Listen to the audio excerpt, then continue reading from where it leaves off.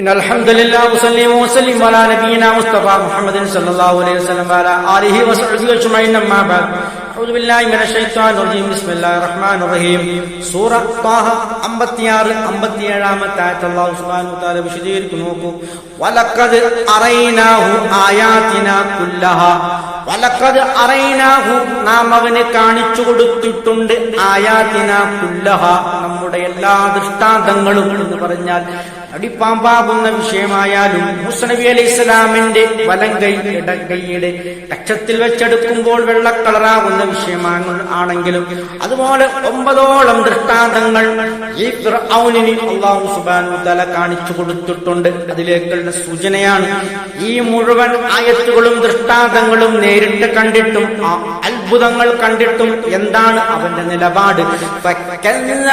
അവൻ അവിശ്വസിച്ചു കളഞ്ഞു, അതിനെ കളവാക്കി അവൻ വിസമ്മതിക്കുകയും ചെയ്തു.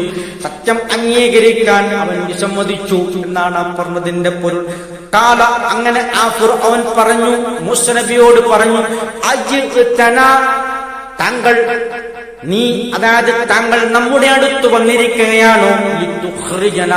നമ്മെ പുറത്താക്കുന്നതിന് വേണ്ടി മിന്നർദിന നമ്മുടെ ഭൂമിയിൽ നിന്നും, നമ്മുടെ നാട്ടിൽ നിന്നും, നമ്മുടെ ഭൂമിയിൽ നിന്നും നമ്മെ പുറത്താക്കാനുള്ള ഉദ്ദേശത്തോടു കൂടിയാണോ മൂസ നീ ഞങ്ങളെ സമീപിക്കുന്നത്?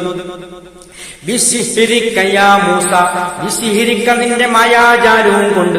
കാരണം മൂസ നബിയുടെ വടിപ്പാമ്പാകുന്നത് വെറും ഒരു മായാജാലം മാത്രമാണ് എന്നാണ് ഫിറോൻ ഇപ്പോഴും വിശ്വസിച്ചുകൊണ്ടിരിക്കുന്നത്. അങ്ങനെയുള്ള ആ ഫിറോനിന്റെ ഒരു പ്രത്യുത്തരമാണിത്.